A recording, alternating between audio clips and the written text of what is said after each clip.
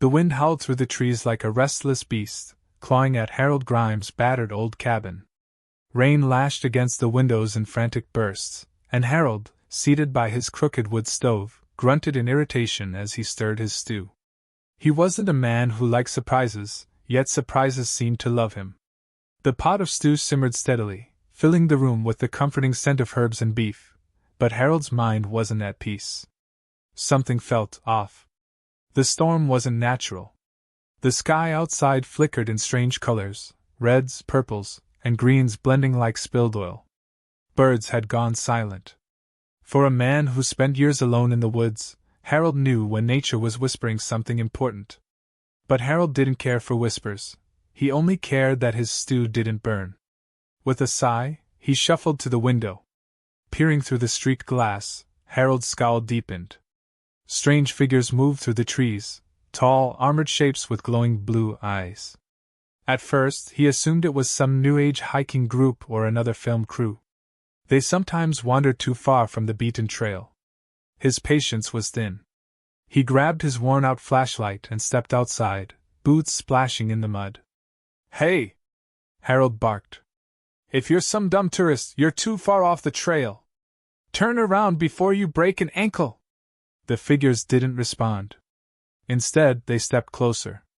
Their metal armor glistened like liquid mercury, and Harold swore he could see faint pulses of energy rippling from their bodies. One of them, taller than the others and clearly the leader, raised his hand, a twisted gauntlet buzzing with energy. "We have found the human warlord," the figure intoned, his voice echoing unnaturally. "Prepare to kneel before Zarox, Slayer of Stars." Harold blinked. His stew was probably burning. "Look, buddy," Harold growled, stepping off his porch. "I don't know what your costume party's about, but I ain't in the mood for your garbage. Now scram!" He turned his back on them and stomped toward his cabin. A sharp burst of energy crackled behind him, a sizzling blue bolt barely missing Harold's head. It struck a tree instead, leaving a smoldering crater in the bark. Harold stopped cold, jaw clenched. He turned back slowly, pointing his flashlight accusingly at Zarox. "Oh, you want to play games?" Harold muttered. "Fine." His hand reached into the toolbox beside the door, grabbing a rusted bear trap. With a flick of his wrist, he tossed it like a discus. The jagged teeth of the trap snapped midair and tangled in Zarox's flowing cape. Before the towering alien could react, the momentum yanked him backward, straight into a tangle of roots and mud. "Gah!" Zarox roared, flailing like a furious turtle. The other armored figures surged forward, but Harold was already moving. He grabbed a shovel from his woodpile and swung it like a baseball bat, connecting with one alien's helmet. The unfortunate warrior crumpled to the ground, groaning. The remaining figures hesitated. Harold wiped his brow and jabbed his shovel at them. "Come on then! If you're gonna ruin my evening, at least do it with some effort." The armored figures scrambled to retrieve Zarox, dragging their furious leader back into the shadows. Harold watched them go, muttering under his breath. "Idiots!" He turned back to his cabin, feeling the faint scent of burning stew fill the air. Unbeknownst to Harold, the defeated aliens were already regrouping. In their minds, Harold Grimes had just displayed impossible cunning. Who else could so easily capture the mighty Zarox in a metal snare and incapacitate his warrior with a mere iron blade? Word began to spread through the stars that a master tactician, the so-called human warlord, lived among the mountains. Back in his cabin, Harold stirred his blackened stew, cursing his bad luck. The night wore on, and by morning, Harold's patience had worn thin. He trudged down the slope to his makeshift garden to check his tomato plants. The vines were thin, the tomatoes barely the size of golf balls. It seemed nothing wanted to thrive in these cursed mountains. A flash of movement caught his eye. He spun around just in time to see another figure, smaller this time, slipping through the trees. Harold clenched his fists. "Oh no! You don't!" Charging through the undergrowth, Harold grabbed a rusted rake and chased the figure uphill. The intruder darted from tree to tree, clearly trying to lose him. Furious, Harold let out a roar that echoed across the hills. The figure tripped on a root and hit the ground with a thud. Before the intruder could rise, Harold leapt forward and slammed his rake down, pinning the figure's arm. "What the hell do you want?" Harold demanded. The figure's hood fell away, revealing a blue-skinned face with angular features, an alien. The frightened creature's wide eyes stared up at him, trembling. "Please," it stammered. "I was only sent to observe. They believe you are a great conqueror, a destroyer of kings." "Destroyer of what?" Harold spat. "I'm a retired plumber." The alien's gaze turned even more desperate. "They will return," the creature warned. "They will come in force, with warships and fire, and if they believe you are the legendary warlord, they will stop at nothing to kill you." Harold dropped his rake and pressed his fingers to his temples. "Oh, for the love of... I just wanted to be left alone." The alien continued. "If you pretend to be their greatest threat, they may fear you enough to flee." Harold snorted. "You want me to bluff an alien army?" "It's your best chance," the alien said solemnly. Later that night, Harold sat at his battered kitchen table, nursing a cup of bitter tea and staring at his old toolbox. He thought about his quiet life, the years spent in the mountains, dodging conversation and responsibility alike. He wasn't a warrior. He wasn't a hero. But something told him that if these armored idiots thought he was dangerous, he might just have to play the part. Outside, the night was still. A massive warship hovered above the distant peaks, its glowing engines rumbling softly like an angry god. Inside that ship, Zarox stood at a war table, glaring down at a crude image drawn by one of his scouts, a sketch of a furious man wielding a shovel, a bear trap tangled in his hair like a crown. "Prepare the invasion," Zarox growled. And down below, Harold poured himself another cup of tea and muttered, "I really don't have time for this." Harold Grimes awoke the next morning with an uneasy feeling twisting in his gut. The air outside felt heavy, like the whole forest was holding its breath. He couldn't quite explain it, but something told him those armored weirdos weren't finished with him yet. Still groggy, Harold stumbled to his window and peered out. The morning mist hung thick between the trees, but beyond that fog, shapes moved, figures cloaked in shadow, whispering in low tones. Harold scowled. It seemed like those space lunatics really were back. Worse still, they were getting bolder. He stepped out onto his porch with his battered coffee mug in hand. The moment he appeared, the shadowy figures scattered into the trees like spooked deer. Harold sighed. "Amateurs," he muttered. He knew enough about animals, and apparently aliens, to know when something was watching him. Throughout the day, Harold spotted them again and again. Sometimes a flash of armor in the tree-line, sometimes a faint blue glow behind a bush. Once, while chopping firewood, he turned just in time to see one of those blue-eyed idiots tumbling down a hill, apparently trying to sneak closer. Harold chuckled bitterly. They were trying to study him, observe him, like he was some rare predator. What were they hoping to see? He barely left his property, lived on canned soup and bad coffee, and spent most of his time arguing with squirrels. By evening, Harold's patience was shot. He sat on his porch, rifle resting across his lap. He didn't want trouble, but if these armored morons kept skulking around his property, they were going to get a rude awakening. As darkness settled, Harold spotted movement again, this time close, just beyond the tree line. 3 of them, whispering and pointing toward his cabin. "That's it," Harold muttered. He stood, grabbed his flashlight, and marched into the woods. Branches slapped against his face as he pushed through the undergrowth. He flicked on the flashlight, catching a glimpse of 3 retreating figures. One of them tripped, cursed, and stumbled to their feet. "Hey!" Harold barked. "If you want to play spy games, at least have the guts to do it up close." The figures froze. One of them, clearly panicking, raised some kind of metal sphere and hurled it toward Harold. Before he could react, the device erupted in a brilliant flash, a dense fog swallowing the entire area. Harold coughed and stumbled back, eyes burning. He swung blindly with his flashlight, connecting with something solid. A muffled "oof" followed, and Harold felt a body hit the ground. When the smoke cleared, Harold found one of the armored aliens lying at his feet, groaning and holding his side. The other two were gone. Yeah, Harold muttered. Guess you'll learn next time.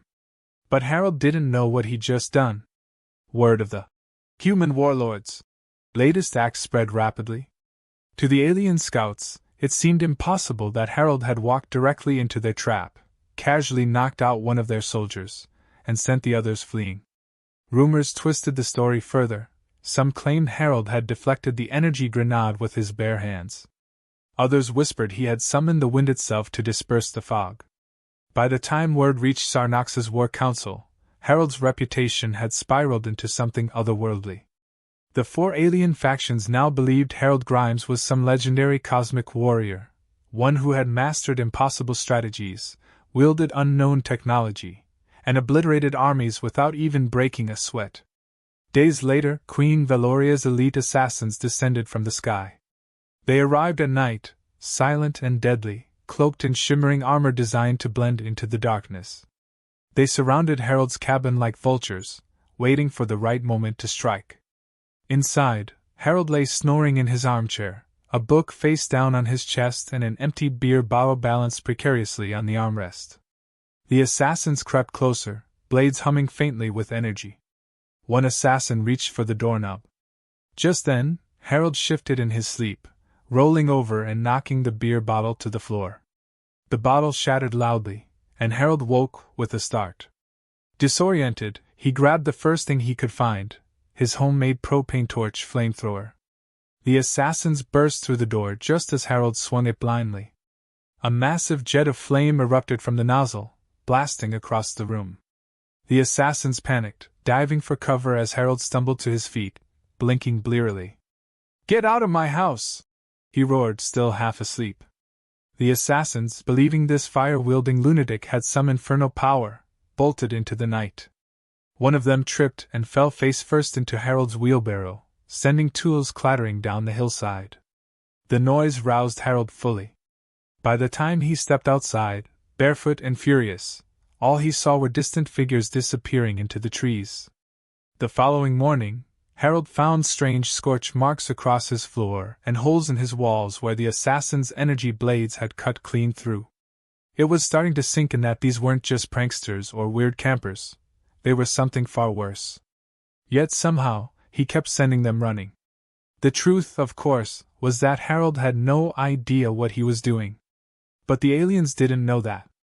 Across the galaxy, warlords whispered in fear of the man called Harold Grimes. Some claimed he wielded flames that melted armies. Others believed he saw through darkness, capable of outwitting even the finest assassins. The legend grew faster than Harold could imagine. Even those who had never set foot on Earth believed he was a mythic figure, a shadow that haunted the stars. Days later, Harold stumbled into town for groceries. It should have been an ordinary trip, grabbed some eggs, maybe a loaf of bread, but as he wandered through the aisles, he felt eyes on him.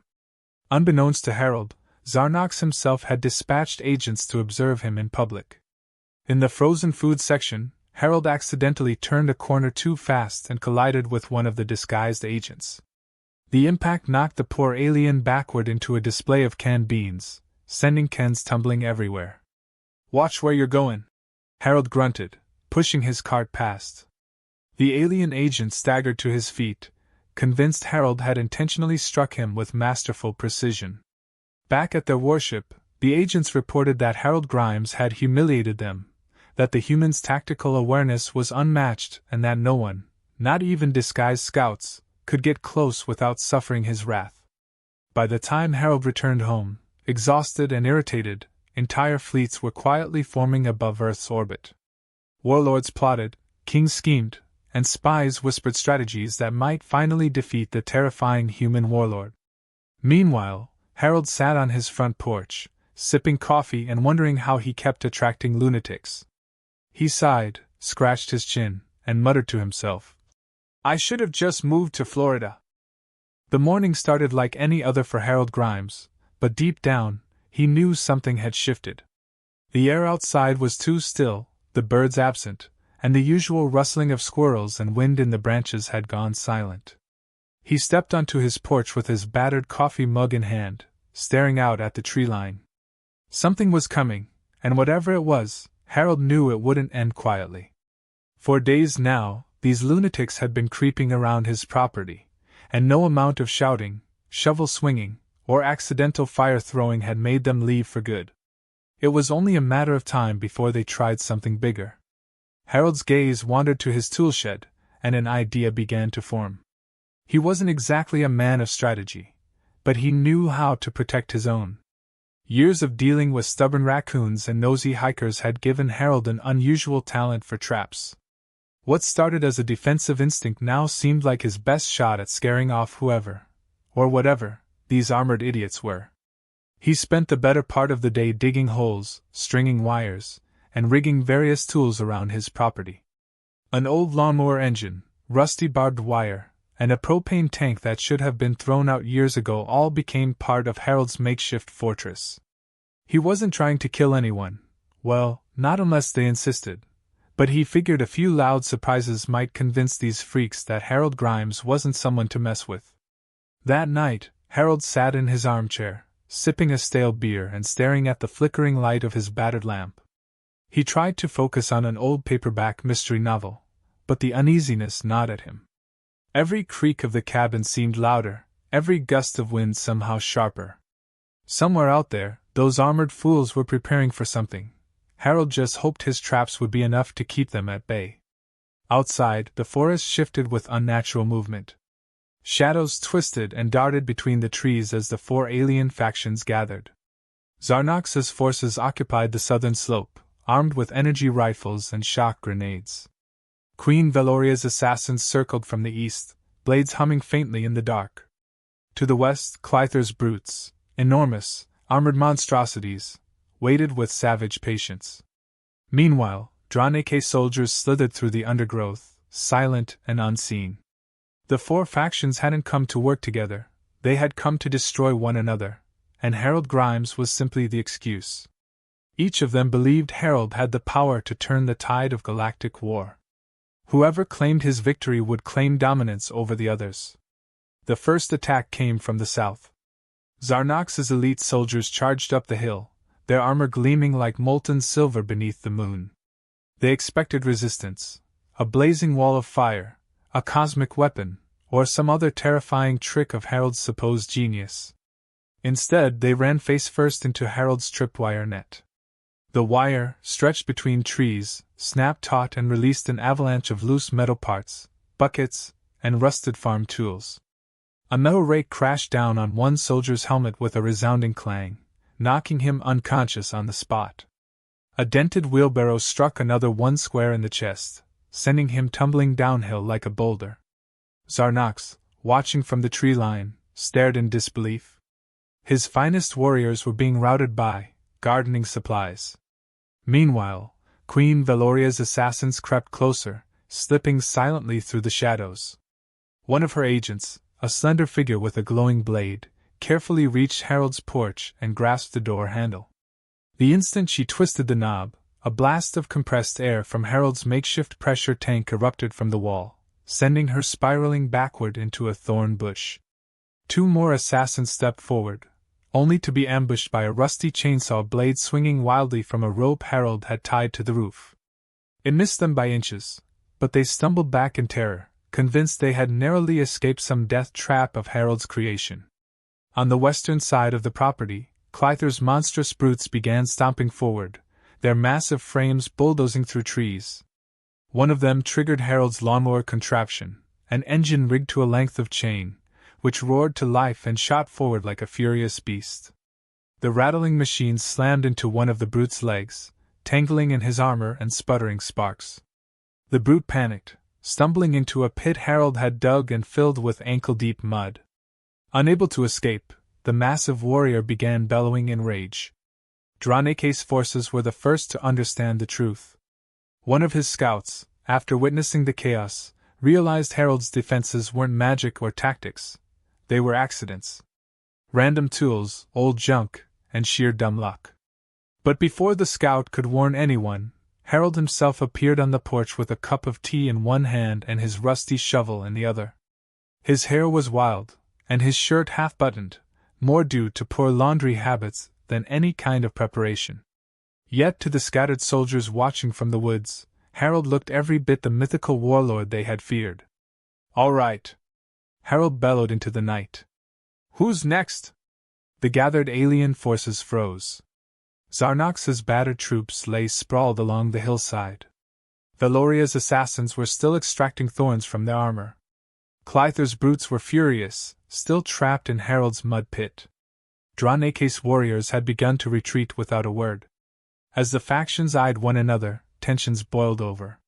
Each warlord believed the others had betrayed them, and within moments, the silent standoff erupted into chaos. Lasers flashed, energy swords clashed, and the sound of alien war cries shook the forest. Harold, still standing on his porch, watched in disbelief as the invaders tore into one another. He sipped his tea, still unsure how things had escalated so badly. When one energy bolt struck his shed, igniting the propane tank inside, the resulting explosion lit the sky like a fireworks show. The alien armies mistook it for Harold's final warning shot, a devastating display of cosmic power. The remaining soldiers, terrified and wounded, scattered into the night, dragging their unconscious warlords with them. By dawn, Harold's property was a battlefield of scorched earth, crumpled armor, and abandoned alien gear. Harold surveyed the wreckage with a tired sigh. His tool shed was gone, half his firewood had been incinerated, and his tomato plants were trampled into the mud. He scratched his head and muttered, "Well, guess I'm not getting my deposit back." Hours later, high above the earth, Zarox, Valoria, Clyther, and Draneke sat in grim silence aboard their battered warships. They had faced the so-called human warlord and survived, barely. Each believed Harold Grimes had spared them intentionally, proving his power even greater than they imagined. Rumors of the man called Harold spread quickly, growing wilder with each retelling. Some claimed Harold had summoned lightning, others believed he had unleashed an army of steel beasts. Across the galaxy, Harold Grimes became a symbol of unstoppable power, a name that warlords feared to whisper.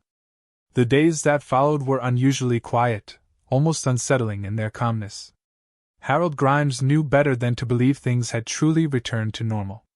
After weeks of armored lunatics storming his property, firing lasers, and diving face-first into his improvised traps, Harold had no reason to believe his strange streak of cosmic misfortune had ended. He spent most of his time cleaning up the mess they had left behind. His shed was a twisted heap of metal, half his garden had been turned to ash, and his old lawnmower had been reduced to nothing but scrap. As frustrating as it was, Harold found himself oddly relieved. Maybe they'd finally gotten the message and moved on. After all, if warlords from outer space couldn't take him down, what was left to worry about? He spent the morning hammering what remained of his cabin's shutters back into place. As he wiped sweat from his brow, Harold caught sight of something strange in the distance. Just beyond the tree-line, 3 figures were kneeling.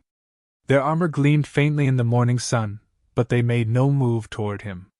Harold stared at them for a long moment before muttering, "Oh great, now they're just praying."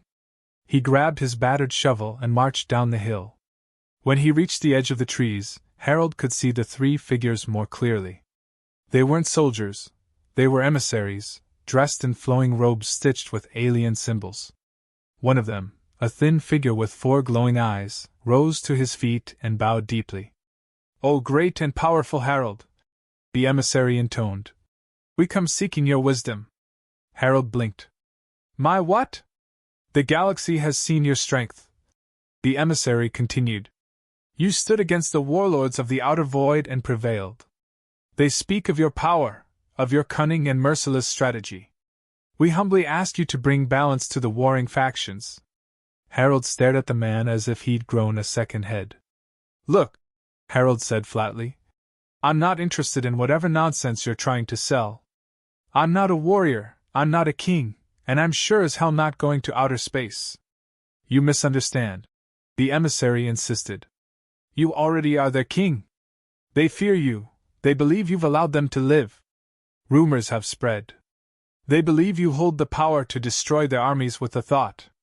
Harold let out a long breath and rubbed his face with his hand. Well, he muttered, that explains why they stopped shooting at me. Before Harold could say more, the emissary held out a small, glowing orb. The air shimmered faintly around it, and a distorted voice crackled to life, the unmistakable sound of Zarox's angry growl. We have bowed to the human warlord, Zarox's voice rumbled. We know now that he is beyond our strength. His patience is proof of his wisdom, his restraint a sign of his mercy. We shall honor his will, or suffer his wrath. Harold felt a headache building behind his eyes. This had to be some cosmic joke. The galaxy's most dangerous warlords were now convinced he was some unbeatable force of destruction. As absurd as it was, Harold knew better than to argue. If they thought he was powerful, then convincing them otherwise would probably just make things worse. He decided to play along, at least long enough to get these idiots off his property. Fine, Harold grunted. Tell them I want peace. Tell them I want. I don't know, everyone to mind their own business and stay out of my hair. The emissary nodded eagerly. Of course, mighty Harold. Your will shall be done. Within days, Harold's request had spiraled into something far greater than he intended. The alien warlords believed his simple demand for peace was some calculated act of divine wisdom, the kind of strategy only a cosmic warlord could devise. They saw Harold's quiet lifestyle as a form of disciplined meditation. His preference for canned soup and instant coffee was mistaken for a monk-like diet. His refusal to answer questions about the galaxy's politics was seen as his grand refusal to take sides, a symbol of ultimate power and control. Before long, alien emissaries started arriving at his property almost daily. Some came bearing gifts, strange crystals, weapons forged from alien metals, and even a live, glowing lizard the size of a dog. Harold refused them all, telling each envoy the same thing. Just leave me alone. Each rejection only fueled his legend. His apparent disinterest in power was taken as the mark of someone too powerful to need it. Word spread quickly. Across distant worlds, Harold's name became synonymous with mystery and dominance. When one warlord questioned the rumors, claiming Harold Grimes was nothing but a myth, Zarox himself ordered the warlord's fleet to stand down. Do not test the great Harold, Zarox had warned. He has defeated us all, and we still live only because he allows it. As Harold sat on his porch one evening, sipping his usual cup of bitter tea, he noticed movement again near the trees. Instead of soldiers or emissaries, this time a much larger figure emerged. Zarox himself, battered and bruised from past conflicts, stepped cautiously into view. He knelt at the edge of Harold's property, placing his massive gauntlet into the dirt as a sign of submission. I come seeking guidance, Zarox rumbled. The galaxy is in turmoil. They look to you as our leader. What is your command? Harold nearly spat out his tea. My command? He muttered. Are you people insane? He set his mug down, pinched the bridge of his nose, and muttered to himself. All right, think. After a long moment, Harold looked up at Zarox and spoke firmly. You want my advice? Fine. Go home. Tell your soldiers to stop shooting each other, and tell everyone to. I don't know, grow some vegetables. Or read a book. Or whatever you people do when you're not starting wars. Zarox nodded deeply. Your wisdom humbles me, he said. I shall do as you command. The next morning, Harold awoke to a news broadcast, some galactic transmission that had accidentally bled into his old TV's signal. The footage showed alien warlords retreating from battlefields, soldiers laying down weapons, and once hostile factions joining forces to rebuild. It seemed his ridiculous demand for peace had somehow sparked a movement. They were now following his command like it was some sacred doctrine. Harold slumped into his armchair, half laughing, half groaning. He had never wanted power. He'd never asked to be some mythical figure in galactic politics. All he'd ever wanted was to live quietly in his cabin, drink bad coffee, and read his old paperbacks in peace. Days later, as another emissary arrived to ask for Harold's blessing, Harold told him one simple thing, that he would remain in solitude to maintain balance. He told them that if anyone dared disturb him, his wrath would be terrible. The emissary bowed deeply, promising to spread the word that the great Herald preferred isolation. As the visitor left, Harold sat back in his creaky chair and chuckled quietly to himself. Somehow, by pure accident, Harold Grimes had become the most powerful man in the galaxy, and all it had taken was a shovel, some bad luck, and a lot of grumbling. He poured himself another cup of tea, listening to the calm, quiet wind. Maybe, just maybe, the galaxy had finally learned its lesson. The weeks that followed were quiet, too quiet for Harold Grimes' liking. After months of chaos, alien invasions, and warlords bowing at his feet, the sudden silence felt unnatural. At first, Harold welcomed it. He spent his mornings sipping coffee on his porch, scratching his scruffy chin and enjoying the sound of birdsong returning to the woods. For a while, things felt normal again, or at least as normal as they could be after convincing half the galaxy that he was some sort of unstoppable warlord. But as the days wore on, Harold couldn't shake the feeling that something was still out there, lurking just beyond his cabin. It started with small signs. His old radio, which barely picked up anything other than static most days, began to crackle with strange voices late at night. The words were garbled and distorted, but Harold swore he heard his name more than once. His battered truck, which had survived countless winters and even a brief alien firefight, suddenly refused to start no matter how much he swore at it. Most unsettling of all, Harold noticed the birds had stopped landing on his property altogether. They gathered in the trees at the edge of his land, perched in nervous silence as if watching for something worse than Harold himself. One evening, as Harold sat on his porch nursing a warm beer, he saw movement again. At first, he assumed it was another one of those armored scouts, but this figure moved differently. It wasn't hiding, it was walking openly down the dirt path toward his cabin. Harold squinted in the fading light, recognizing the familiar shape of the blue-skinned alien who had first warned him about the warlords weeks ago. The poor guy looked exhausted, his robe torn and dust clinging to his face. Harold set down his beer and stood, meeting the alien at the edge of his porch. "I thought you said they'd leave me alone," Harold grunted. "They did," the alien wheezed. "But someone else has come. Someone worse." Harold's gut twisted. "Worse? How?" "They don't want to defeat you," the alien explained. "They want to erase you. Word of your victory spread farther than anyone thought possible. Now they see you as a threat, not just to warlords, but to the balance of power itself. A hunter has been sent. One who won't stop until you're gone." Harold rubbed his face with one hand, feeling a headache throb behind his eyes. He had tried to avoid all this. He'd done everything he could to convince these lunatics to leave him alone, but now things were somehow worse. He muttered a curse under his breath. "All right," Harold grunted. "What's this hunter's deal?" "They're called Thrask," the alien said grimly. "A relentless bounty hunter. No politics, no warnings, they just eliminate threats. No one has survived an encounter with them." Harold took a deep breath and stared out at the treeline. The woods seemed darker now, as if something was already moving beneath the shadows. He knew he couldn't run, Thrask would find him no matter where he went. He couldn't fight, he'd barely survived the last round of galactic idiots, and that was mostly dumb luck. He needed to think smarter this time. He had no strategy, no plan, and no cosmic power to rely on. But if there was one thing Harold Grimes understood, it was how to make life miserable for anyone dumb enough to trespass on his property. That night, Harold worked furiously.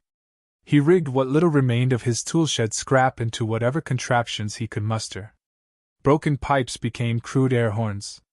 His busted lawnmower engine was fitted with spikes and rigged to roll downhill on command. An old barbecue grill became a makeshift smoke bomb, loaded with damp leaves and rotten herbs that would produce a blinding cloud of smoke. He even filled several old soup cans with marbles and strung them up as alarm traps. It was chaotic, crude, and completely insane, but so was Harold, and he was counting on that to work in his favor. The next evening, Harold sat on his porch with his shotgun resting across his lap. He doubted the gun would do much against whatever this Thrask thing was, but it made him feel better. The sky was dark, the wind colder than usual, and Harold knew tonight would be the night. Around midnight he heard it, a faint crunch of gravel down the path. Harold's fingers tightened around his shotgun. The figure that emerged from the darkness was nothing like the soldiers and warlords he'd seen before. Thrask stood almost 7 feet tall, clad in sleek black armor that seemed to shift and shimmer like liquid metal. 2 narrow slits glowed faintly where Thrask's eyes should have been, and curved blades protruded from its wrists like talons. The figure moved with inhuman precision, slow, steady, patient. It wasn't here to fight a war. It was here to finish one.